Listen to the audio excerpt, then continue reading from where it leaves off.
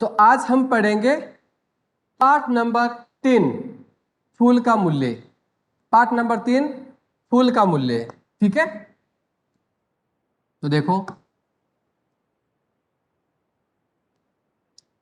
विश्व कवि रविंद्रनाथ टैगोर ने लोगों को यह समझाने का प्रयास किया है कि ईश्वर के प्रति प्रेम, उनकी भक्ति और उनके पवित्र रूप के समक्ष संसार की बहुमूल्य वस्तुएं भी तुच्छ होती है ना। सच्ची आस्था हमें संतोष और सुख देती है। तो विश्व गुरु के नाम, विश्व कवि के नाम से कौन जाने जाते हैं? रविंद्रनाथ टैगोर। ठीक है, और उन्होंने लोगों को यह समझाने का प्रयत्न किया है कि ईश्वर के प्रति जो प्रेम है, उनकी भक्ति है और उनके जो पवित्र रूप है, उसके समक्ष संसार की कोई भी बहुमूल्य चीजें, वो सारी की सारी क्या है? तुच्छ है, कमजोर है, कुछ भी नहीं है ना। तो देखो, ईश्वर है, भगवान है, वो किससे प्रसन्न होते हैं?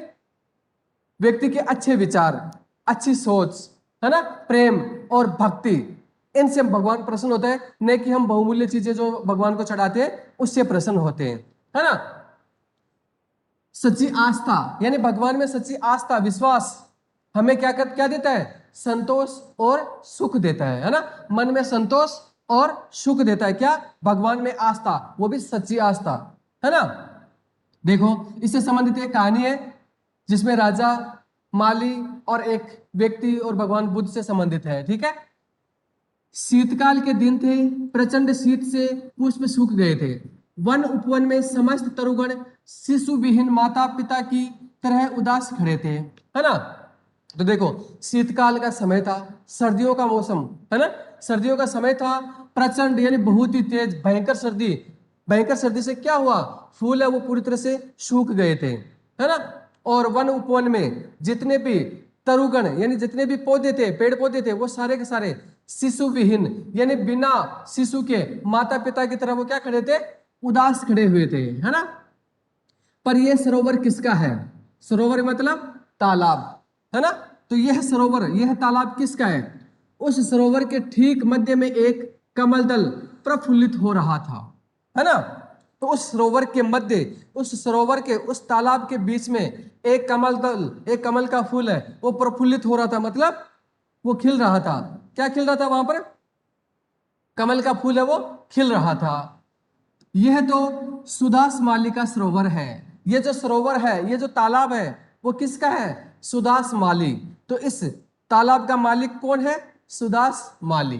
ठीक है, ऐसा मनोहर फूल तो वसंत काल में भी नहीं मिलता। यानी वहां पर इतना शानदार, इतना अच्छा कमल का फूल है वो खिला हुआ था कि ऐसा कमल जो वसंत ऋतु होती है ना, होली के आसपास, है ना, उस समय भी इतना अच्छे फूल है वो नहीं खिलते हैं, है ना। तो बहुत ही अच्छा फूल खिला हुआ था वो, मनोहर यानी मन को अच्छा लगने वाला, सुंदर। सुदास का मन आनंद से नाच उठा। उसने सोचा, राजा जी को आज पुष्प प्रदान करूंगा। पुष्पों के प्रेमी राजा जी को आज अकाल में खिले इस कमल फूल को पाकर मुंह मांगा मूल्य प्रदान करेंगे। तो आज माली, सुदास माली है, वो बहुत ही ज्यादा प्रसन्न हो गए, खुश हो गए। क्यों? क्योंकि इस अकाल में यानी चारों तरफ के जितने भी पेड़ पौधे थे वो सारे के सारे सूख गए थे। किसी प्रकार का कोई फूल वहां पर नहीं मिल रहा था। केवल और केवल सुदास माली के पास ही ऐसा फूल था। तो उसने क्या सोचा? उसने सोचा कि मैं राजा जी को जाकर ये फूल है वो अर्पित करूंगा, उनको देऊंगा। तो क्या होगा? राजा है वो पुष्प प्रेमी है, फूलों, फूल से बहुत प्रेम करते हैं, बहुत अच्छे लगते हैं। तो राजा है, मुझे इस अकाल में क्या देगा? क्या देंगे वो? मुंह मांगा इनाम देंगे। इसलिए मैं ये पैसे, ये जो फूल है वो किसको ले जा कर दूंगा? राजा जी को। पवन की एक लहर आई, कमल ने भी मानो मुग्ध होकर एक झोंका खाया, है ना। तो उसी समय मतलब उसने हाथ में लिया और एक पवन का झोंका आया, यानी थोड़ी सी हवा चली, और उस हवा से क्या हुआ? वो कमल फूल है ऐसे हिला जैसे वो उस पर मोहित होकर, और क्या सोचता है? मोहित होकर क्या सोच रहा है? कि वो मानो वह मुग्ध होकर के उसके ऊपर झोंका खाया। ठीक है, ऊपर आकाश में एक कोयल कूक उठी। माली का मन गदगद हो उठा कि यह मंगल चिन्ह है। यानी फूल है वो भी क्या कर रहा है? हवा की वजह से हिल रहा है, तो ऐसा लग रहा है जैसे वो भी हामी कर रहा, हाँ आज आपको मुंह मांगा इनाम मिलेगा। और दूसरा क्या था? आकाश में क्या कूक उठी? कोयल। आकाश में कोयल भी बोल रही थी। तो ये सारे सब कुछ, है ना, ये जो मंगल चिन्ह यानी शुभ शकुन, शुभ शकुन होते हैं ना। अरे जब भी अपन मान लो कहीं बाहर जाते हैं, किसी अच्छे कार्य के लिए जाते हैं, तो हम भी देखते हैं ना कि अच्छे शकुन हो, ताकि वो कार्य सफल हो। तो यही इसके साथ हो रहे थे, माली के साथ। आकाश में कोयल कूक रही है, कमल दल है वो भी क्या कर रहा है, हवा के झोंका से ऐसा लग रहा है जैसे कि वो उससे हामी भर रहा है ना।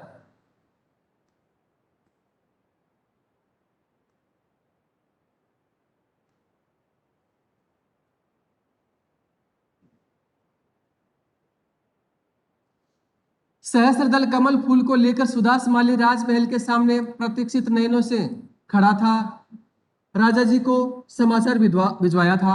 अब सहस्त्र दल यानी हजारों पत्तों वाले उस कमल के फूल को लेकर सुदास माली वो कहाँ चले जाते हैं, जो महल का जो प्रतीक्षालय है ना, प्रतीक्षा नयनों से यानी इंतजार करते हुए आंखों से वहां पर खड़ा हुआ था, और राजा जी को समाचार पहुंचा दिया कि आपके लिए फूल लेकर के माली आए हैं। बस थोड़ी ही देर में राजा जी बुलाएंगे। मन ही मन माली मौज मना रहा था। मूल्य का अभिलाषी सुदास बड़े यत्न से फूल की रखवाली में लीन थे। ठीक है, अब क्या हुआ, बुलावा भिजवा दिया। अब थोड़ी देर में क्या होगा, राजा जी आएंगे और राजा जी आकर उनको बुलवाएंगे कि भाई यहाँ आओ, और ये सारी बातें सोच करके, और सुदास माली वो मन ही मन प्रसन्न हो रहा है ना, मौत मना रहा है यानी खुशी मना रहा है। और उसके मूल्य का अभिलाषी, अभिलाषी का मतलब होता है चाहने वाला, है ना। तो मूल्य चाहने वाला सुदास यत्न से यानी बहुत ही प्रयास करके, बहुत ही मुश्किल से क्या कर रहा है, उस कमल के फूल की क्या कर रहा है, रखवाली कर रहा है, कि कहीं कोई इसे टकरा न जाए, कोई तेज हवा का झोंका ना आ जाए, इस तरह से कि भी वो फूल न टूट जाए, है ना। पंखुड़ी का एक भी दल उसने गिरने नहीं दिया, यानी जो फूल कमल का फूल है उसके एक पत्ते को भी उसने गिरने नहीं दिया था। आया, ठीक है, कमल फूल निहार कर वह पुरुष सुदास मालिक के समीप आया। सुदास ने पूछा, सुदास से पूछने लगा, फूल बेचना है। तो उसी समय जहां पर वो मालिक खड़े थे ना, उसी राजमार्ग से एक व्यक्ति आ रहे थे, ठीक है, जा रहे थे, और उन्होंने कमल के फूल को निहारा, यानी उसको देखा, और देखकर उस फूल को देखकर वह सुदास मालिक के समीप आया और उसे पूछने लगा, फूल बेचना है? क्या पूछा, कि फूल बेचना है क्या?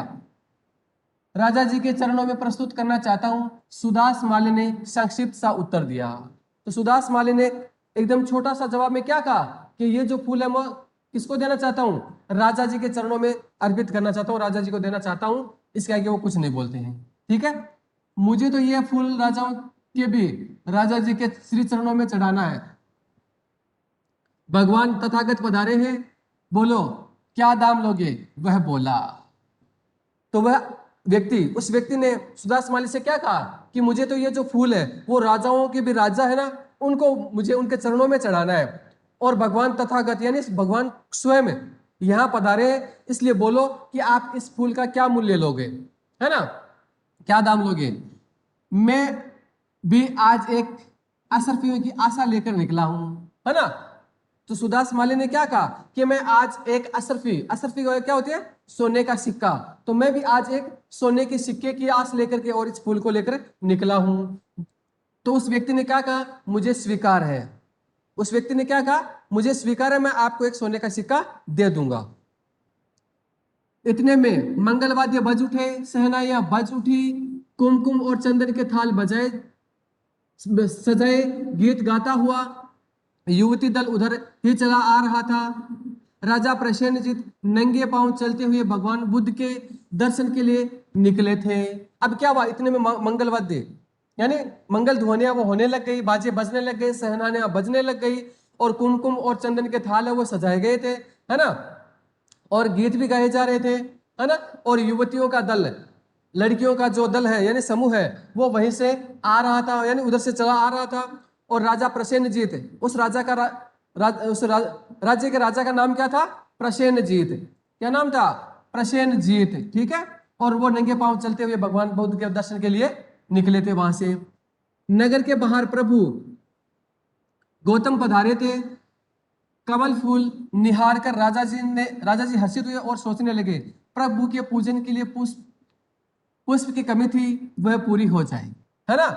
तो नगर के बाहर यानी उस शहर से बाहर कौन पधारे हुए थे, भगवान गौतम बुद्ध पधारे हुए थे, है ना। तो राजा जी उस कमल के फूल को देखकर, निहार कर, और राजा जी बड़े ही हर्षित हुए, यानी बहुत ही खुश हुए। और क्या सोचने लगे कि आज प्रभु की पूजा करने के लिए केवल और केवल एक फूल की कमी थी, वो भी आज पूरी हो जाएगी। इस फूल को ले लेते हैं। राजा जी ने पूछा, सुदास फूल का क्या मूल्य लेगा? तो राजा ने उस सुदास से पूछा कि हे सुदास, इस फूल का क्या मूल्य लोगे, क्या कितने दाम लोगे? महाराज फूल तो इन सज्जन ने ले लिया है, सुदास ने कहा। तो सुदास ने क्या कहा कि महाराज ये फूल तो इस सज्जन व्यक्तियों ने, ये जो सज्जन व्यक्ति है ना, इन्होंने ले लिया है। किस कीमत पर? तो राजा ने कहा किस कीमत रे? अरे कितने रुपए में? 1 अशरफी की कीमत पर। 1 अशरफी यानी 1 सोने के सिक्के में ये फूल उन्होंने ले लिया है। मैं 10 अशरफिया देता हूं। तो राजा ने क्या कहा? अरे उस व्यक्ति ने क्या कहा? उस व्यक्ति ने 1 अशरफी में यानी 1 सोने के सिक्के में वो फूल खरीद लिया। तो राजा ने क्या कहा कि मैं आपको 10 अशरफिया देता हूं, 10 सोने के सिक्के देता हूं।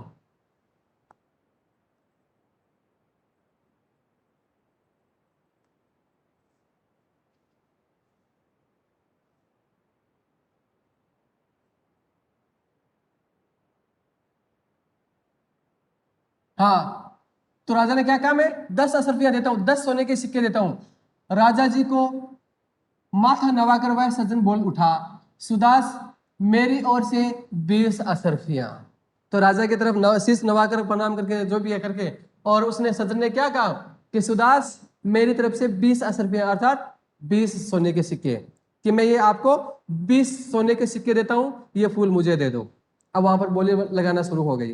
पहले 1 सिक्का था, अब 10 सिक्के थे, अब 20 सिक्के हो गए, है ना, सोने के। राजा जी का चेहरा कुछ उतर गया, उनका हृदय कुछ विषण हो गया।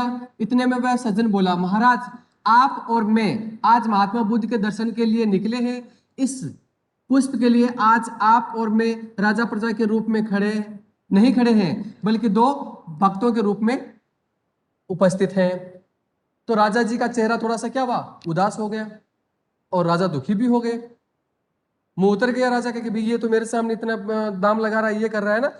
लेकिन इस तरह के मतलब उस प्रकार के व्यक्ति महाराज को देखकर, और सज्जन बोले कि महाराज आप और मैं, आज दोनों ही भगवान बुद्ध के दर्शन के लिए हम जा रहे हैं। इसलिए आज हम राजा और प्रजा नहीं है, आज हम दोनों क्या है, भक्त के रूप में है। आज हम क्या है, भक्त के रूप में है। ठीक है, बुरा न मानिएगा राजन, आज हम भक्त के प्रवाह में दुनियादारी की मर्यादा, है ना। तो वो क्या करें कि आज हम क्या है, आज राजा और प्रजा नहीं है, आज हम भक्त हैं एक दूसरे के, है ना। तो आज हम भक्त की परवाह में दुनियादारी की मर्यादा को नहीं मानना चाहते हैं। आज हम दुनियादारी की मर्यादा नहीं मानेंगे। जो ज्यादा बोली लगाएगा वही फूल लेकर जाएगा, है ना।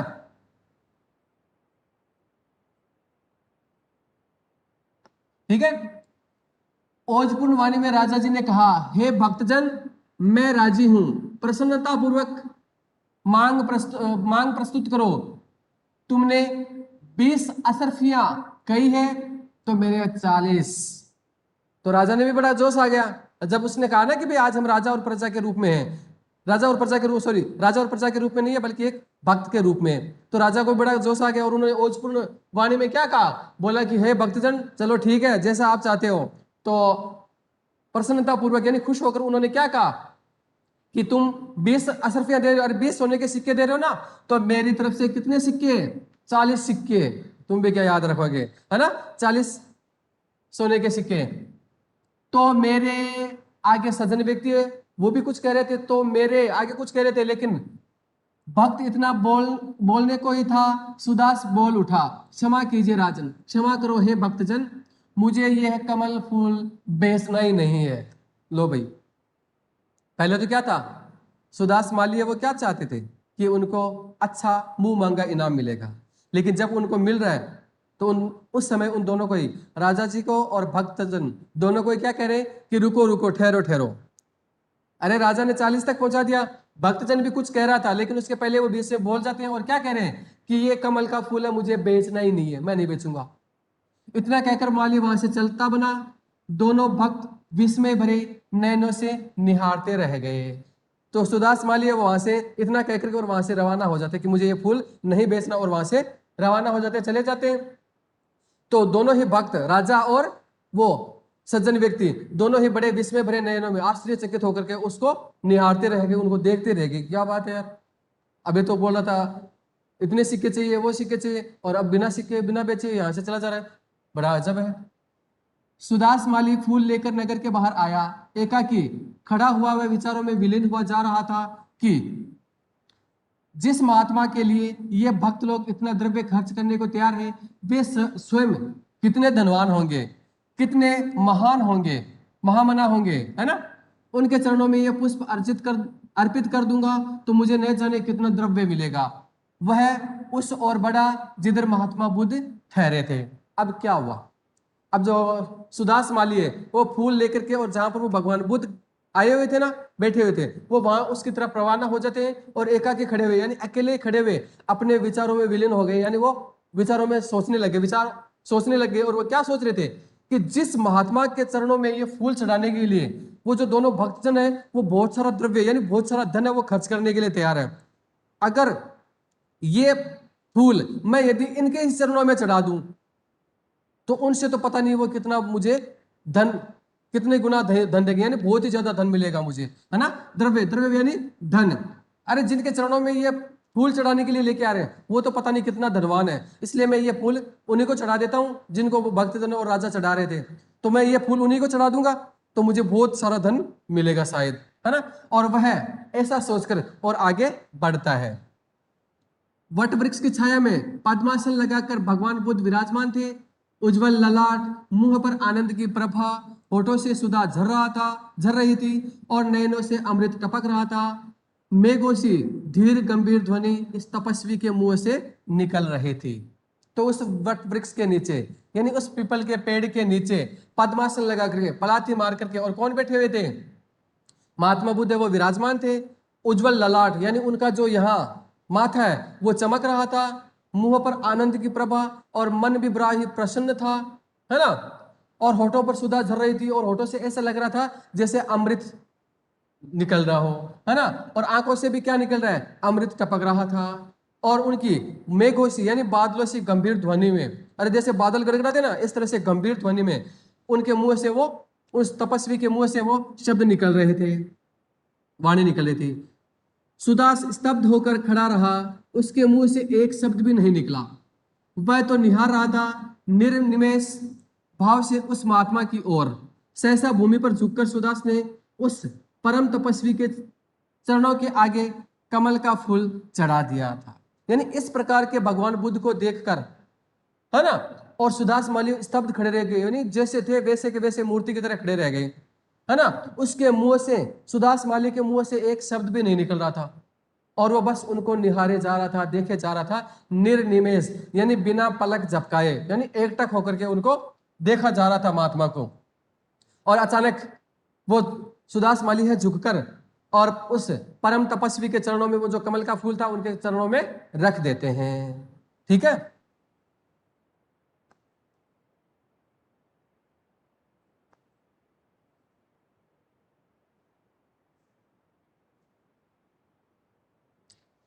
वट वृक्ष के सघन कुंजों में से पंछी बोल उठे, पवन की लहर आई, कमल की पंखुड़ियां हिल मिलकर मानो हंस उठी हो। सुदास के शकुन सफल हो गए। स्मित भरे मधुर स्वर में महात्मा बुद्ध ने प्रश्न किया, हे वत्स, कुछ कहना है, कुछ चाहिए? लो भी। तो वट वृक्ष में क्या हुआ, सघन यानी जो गहरे वट वृक्ष यानी जो पेड़ थे उनमें क्या हुए, पंछी बोल उठे थे, यानी पंछियों की आवाज आने लगी जैसे वो फूल चढ़ाया। और उसी समय पवन की लहर यानी उसी समय एक हवा का झोंका आया और कमल दल की जो पंखुड़ियां है वो हिल मिल करके, और ऐसा लग रहा है जैसे मानो वो पंखुड़ियां वो क्या कर रही है, हंस रही हो। और सुदास माली के जो पहले शकुन हुए थे ना, कोयल का बोलना, है ना, और हवा से वो फूल का हिलना, जो भी है वो सारे के सारे सफल हो गए। और स्मित भरे यानी मुस्कुराते हुए स्वर में भगवान बुद्ध ने उनसे प्रश्न किया, क्या, कि हे वत्स, हे पुत्र, कुछ कहना है या कुछ चाहिए, कुछ चाहिए क्या आपको? गदगद स्वर में माली ने कहा, और कुछ भी नहीं, आपके चरण रज की मानो एक कणिका, मात्र एक कणिका चाहिए मुझे। क्या चाहिए?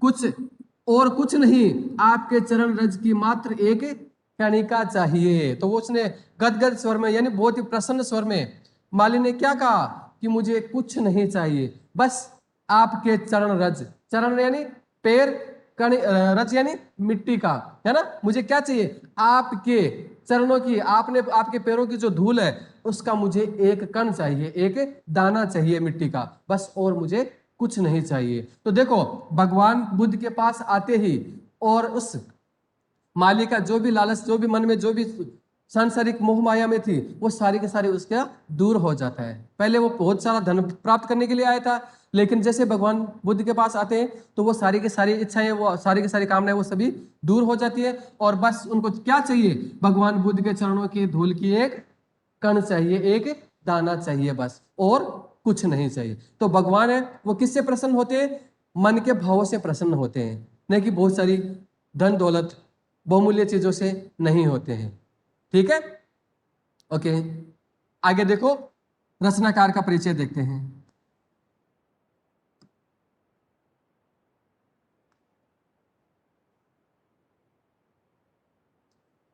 रचनाकार, गुरुदेव के नाम से विख्यात रविंद्रनाथ टैगोर का जन्म कोलकाता पश्चिमी बंगाल में 7 मई 1861 को हुआ था। तो गुरुदेव के नाम से प्रसिद्ध है कौन, रविंद्रनाथ टैगोर। तो रविंद्रनाथ टैगोर है वो किस नाम से प्रसिद्ध है, गुरुदेव के नाम से प्रसिद्ध है। और उनका जन्म कहाँ हुआ, कोलकाता, जो पश्चिमी बंगाल में है ना, कोलकाता में हुआ। कब, 7 मई 1861 में। ठीक है, वे विश्व स्तरीय साहित्यकार थे जिन्हें उनकी रचना गीतांजलि के लिए नोबेल पुरस्कार से सम्मानित किया गया था। वो विश्व स्तरीय यानी इनका डंका विश्व स्तर पर बजा है साहित्य का, है ना। और उनकी एक रचना है गीतांजलि, रचना का नाम क्या है, गीतांजलि, जो बहुत ही ज्यादा प्रसिद्ध थी।